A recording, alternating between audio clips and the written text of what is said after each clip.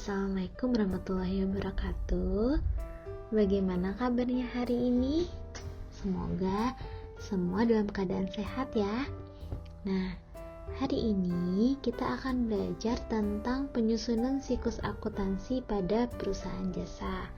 Nah, materi ini ada di bab 3 ya kalau di buku Erlangga.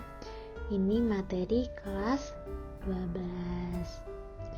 Yuk kita lihat lebih dalam lagi bagaimana penyusunan siklus akuntansi pada perusahaan jasa. Nah, apa aja sih yang akan kita pelajari hari ini? Ada 4 hal yang akan kita pelajari hari ini. Yang pertama yaitu karakteristik perusahaan jasa. Yang kedua, transaksi keuangan dan bukti transaksi.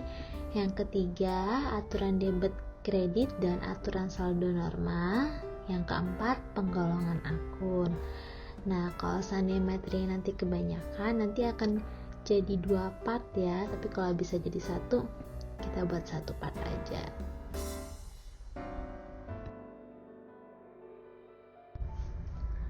Nah, pasti kamu pernah dengar kan tentang perusahaan jasa? Apa sih perusahaan jasa itu? Oke, kita lihat di sini ya. Perusahaan jasa itu adalah perusahaan yang kegiatan utamanya adalah membuat produk tidak berwujud, yaitu berupa jasa atau layanan. Nah, kalau di perusahaan dagang dia jelas ya ada barangnya, tapi kalau di perusahaan jasa dia tidak berwujud, dia berupa layanan. Oke, udah tahu tentang perusahaan jasa, kita lanjut ke ciri-cirinya. Ada 2 ciri-ciri perusahaan jasa, yaitu yang pertama, perusahaan jasa menawarkan layanan tidak berwujud. Jadi, sebagai contoh, ketika kamu pergi potong rambut, kan dia bukan jualan kan ya? Dia menyediakan layanan yaitu berupa potong rambut. Kemudian yang kedua, standar harga untuk suatu layanan ditawarkan perusahaan jasa sulit diukur. Jadi gini, kalau dia jasa itu tergantung dengan perusahaannya, harganya mau seperti apa, karena itu ada tingkatan-tingkatannya ya. Tentunya kalau dia skillnya lebih tinggi, harganya pun lebih mahal. Siklus akuntansi perusahaan jasa. Nah, jadi pada perusahaan jasa ini terdapat 3 siklus ya, atau 3 tahapan.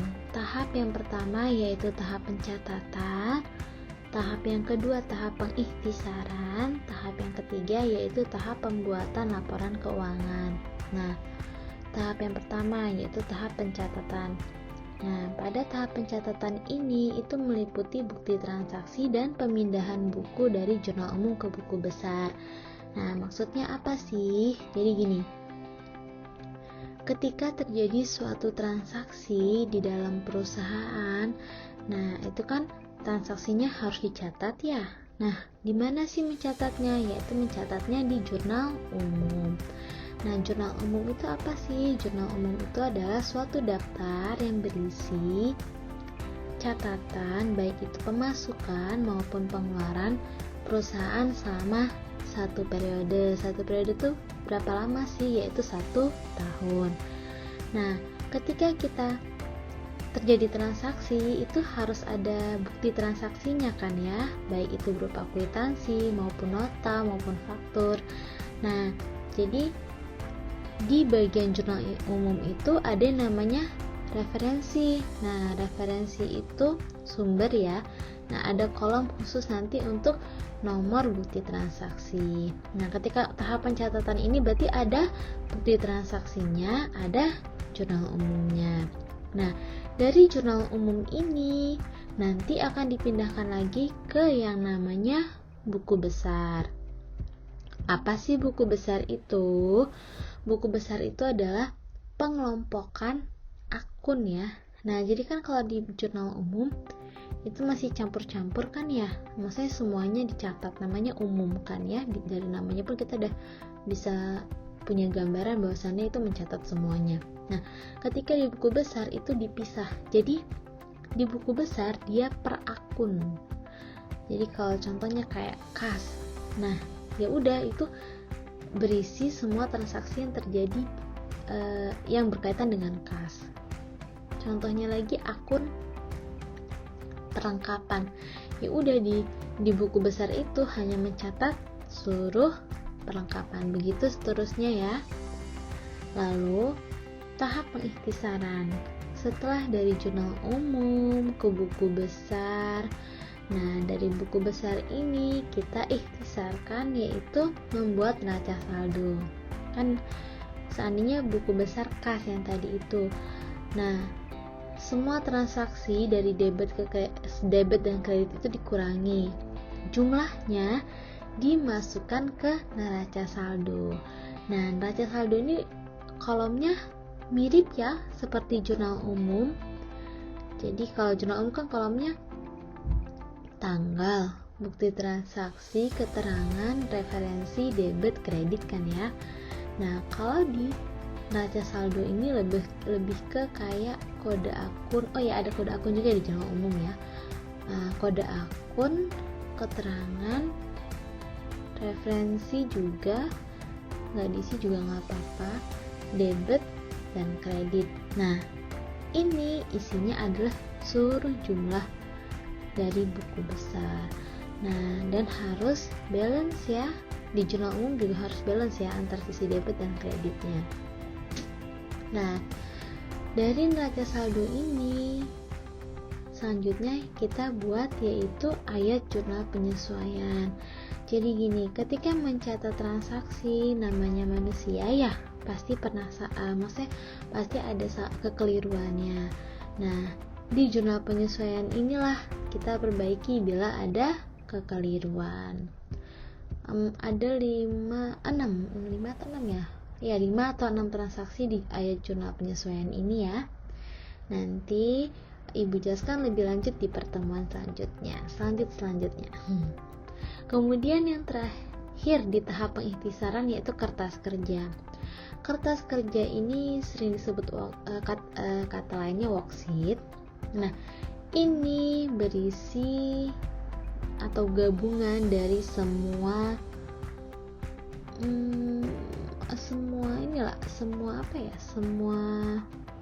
transaksi. Jadi di worksheet ini ada neraca saldo yang kita buat tadi. Di sampingnya ada ayat jurnal penyesuaian. Di sampingnya lagi ada neraca saldo disesuaikan. Kemudian di sampingnya lagi ada kolom pengelompokan laba rugi dan kolom pengelompokan neraca. Nanti bisa kita lihat nanti ya, atau boleh juga searching di Google contoh kolom untuk kertas kerja ini. Kalau ayat jurnal penyesuaian kolomnya juga mirip kayak jurnal umum ya. Kemudian tahap yang terakhir yaitu tahap pembuatan laporan keuangan. Sebenarnya laporan keuangan ini dibuat baik itu untuk internal juga dan untuk eksternal juga ya. Apa aja sih dibuat? Ada 5 ya, yaitu perubahan modal, laporan laba rugi, laporan perubahan ekuitas, laporan enggak 5, berarti 4 ya. Kalau ekuitas kan modal ya, berarti 1 sampai 3 sama, maaf ya. Nah, yang keempat laporan arus kas, yang terakhir yaitu laporan posisi keuangan awal.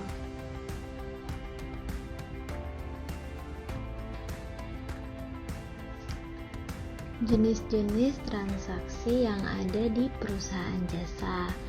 Ada 2 jenis transaksi ya di perusahaan jasa itu, yaitu yang pertama transaksi internal, yang kedua transaksi eksternal. Nah, transaksi internal ini adalah transaksi yang terjadi di dalam perusahaan. Kemudian kalau transaksi eksternal itu transaksi yang terjadi di luar perusahaan. Nah, kalau yang di dalam perusahaan ini biasanya dari pimpinan ke bawahan ya, atau ke bendahara perusahaan. Nah, kalau yang transaksi eksternal ini biasanya baik itu dalam bentuk pembelian barang atau dalam bentuk hutang terhadap bank, itu termasuk transaksi yang eksternal.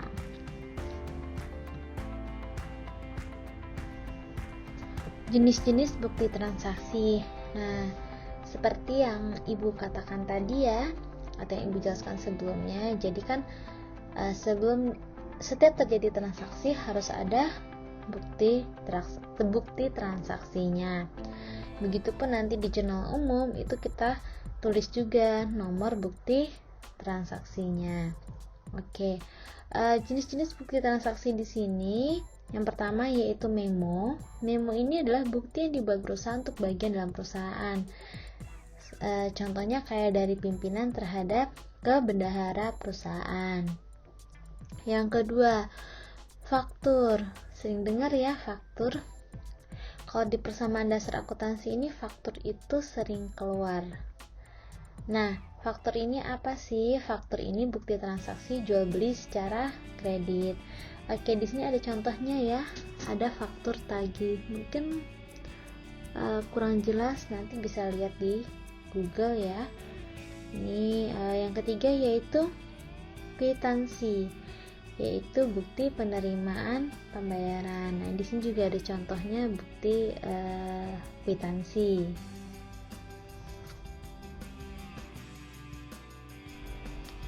Nah, jenis bukti transaksi yang selanjutnya yaitu nota debit. Nota debit ini adalah nota yang dibuat penjual untuk mengoreksi faktur masa lalu.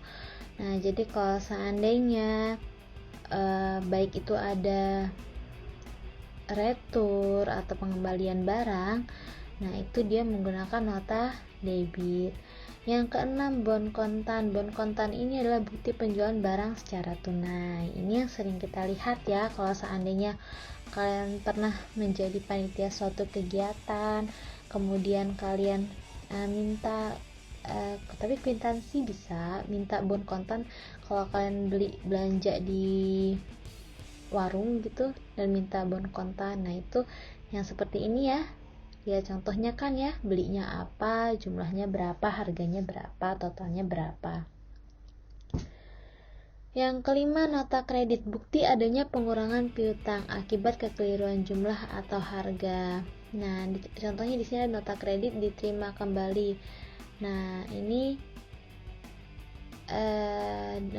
nota kredit ini diterima kembali 2 buah papan tulis karena rusak seharga dan rekening ini telah dikreditkan. Kemudian yang ketujuh yaitu rekening koran. Rekening korannya adalah bukti pembukuan dibuat oleh bank. Jadi gini, ini dibuat oleh bank terhadap kita ya. Jadi biasanya kalau kita ke bank gitu, kita bisa minta saya mau print rekening koran, tapi lupa ya waktu itu kena biaya atau enggak ya. Ya pokoknya itulah ya, kita bisa minta print rekening koran kita di bank.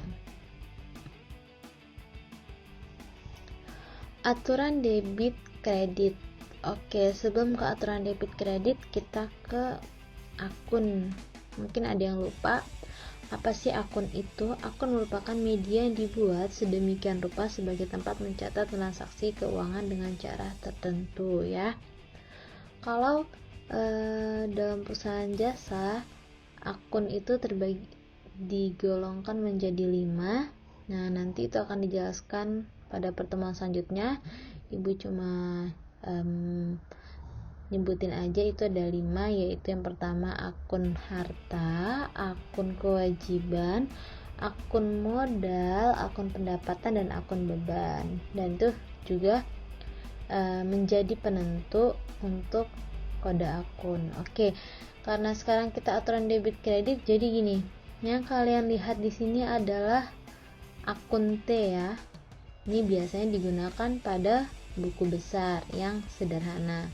Sisi kiri itu disebut debit, sisi kanan itu disebut kredit. Nah, kan kalian tadi udah lihat nih ya yang aturan debit kredit, yang dimana sisi kirinya itu debit, sisi kanannya kredit. Nah, di contoh ini itu D itu debit ya, K itu kredit, ibu singkat aja. Nah, yang tengah-tengah itu adalah nama akunnya.